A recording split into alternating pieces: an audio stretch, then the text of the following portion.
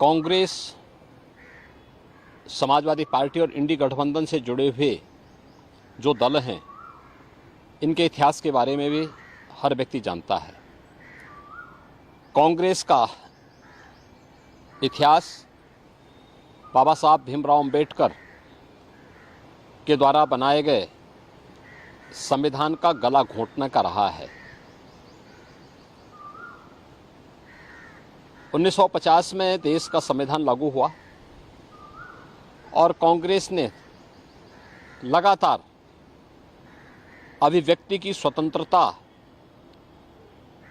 को रौंदने का मामला रहा हो या उसके बाद भी लगातार ये प्रयास किए कि वह संविधान को अपने तरीके से इस्तेमाल करे। जनता का शासन जनता के लिए है, जन भावनाओं का सम्मान हो, ये कभी भी उसने प्रयास नहीं किया। और इमरजेंसी तो देश की जनता आज भी नहीं भूली है। ये भी देश के संविधान का गला घोंटने जैसा था।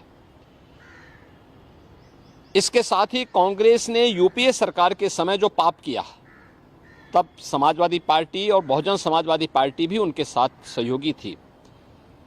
जब उसने अनुसूचित जाति, जनजाति और पिछड़ी जाति के हकों पर डकैती डालने के लिए, सेंधमारी करने के लिए उस समय जस्टिस रंगनाथ मिश्रा कमेटी और सच्चर कमेटी का गठन करके देश भर में संविधान विरोधी कार्य करते हुए धर्म के आधार पर आरक्षण देने का कुत्सित प्रयास किया था। इसके लिए इन्होंने माध्यम बनाया कि 27% जो पिछड़ी जाति के लोगों को मिलने वाला आरक्षण है, उस आरक्षण में 6% पिछड़ी जाति के लोगों को हिस्सा काट करके दे दिया जाए। इसी प्रकार से सच्चर कमेटी की रिपोर्ट के माध्यम से प्रयास किया गया था कि अनुसूचित जाति और जनजाति में मुस्लिम समुदाय के भी कुछ जातियों को शामिल करके उनके हकों पर में सेंधमारी की जाए। तो भारतीय जनता पार्टी थी जिसने उस समय भारी विरोध किया था और भारतीय जनता पार्टी के भारी विरोध के कारण कांग्रेस की मंशा पूरी नहीं हो पाई। कांग्रेस और इंडी गठबंधन से जुड़े हुए दलों के मंसूबे पूरे नहीं हो पाए, अन्यथा वे इस कार्य को उसी समय यूपीए गवर्नमेंट के समय कांग्रेस कर देती।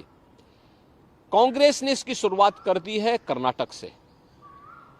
कर्नाटक में कांग्रेस ने पिछड़ी जाति के लोगों को मिलने वाले आरक्षण के लाभ में उसने सेंधमारी कर दी है। इलेक्शन कमीशन ने इसके लिए कांग्रेस नेतृत्व की कर्नाटका सरकार को तलब भी किया है। भारतीय जनता पार्टी बाबा साहब भीमराव अंबेडकर, भारत के संविधान निर्माताओं का पूरा सम्मान करती है और उनकी जो मंशा थी, उस मंशा के अनुरूप भारत के संविधान को सर्वोच्च मानते हुए अपने संवैधानिक दायित्वों का ईमानदारी पूर्वक निर्वहन करने की पक्षधर है।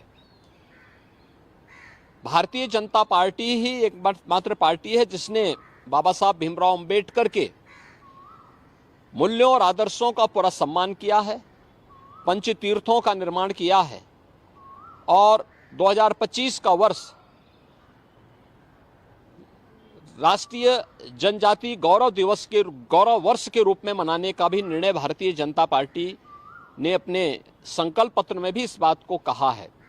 स्वाभाविक रूप से भारतीय जनता पार्टी धर्म के आधार पर किसी भी प्रकार के आरक्षण का विरोधी है, क्योंकि भारत का विभाजन धर्म के आधार पर हुआ था, मजहब के आधार पर हुआ था।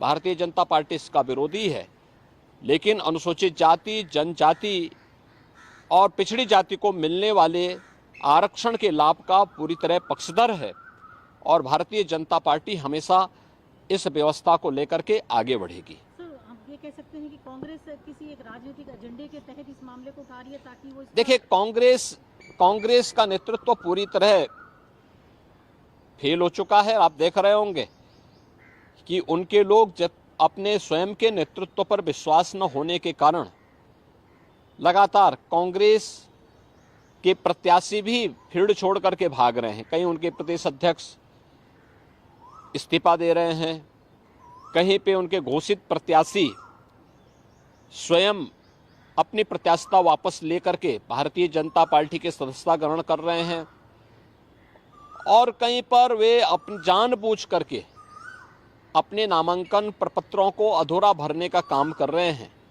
ये नेतृत्व के प्रति इससे बड़ा विश्वास दूसरा नहीं हो सकता है। तो अपनी इस खींच को मिटाने के लिए वह इस ओर जनता का ध्यान न जाए, इसके लिए वह उल जलूल और मनगढ़ंत आरोप लगा करके देश के ध्यान को बांटने का प्रयास कर रहा है। लेकिन ये देश जानता है, इस देश की जनता जनार्दन जानती है, कांग्रेस, समाजवादी पार्टी और इंडी गठबंधन के नेताओं की वास्तविकता को जानती है, और उनके मंसूबों को कभी भी देश की जनता जनार्दन पूरा नहीं होने देगी।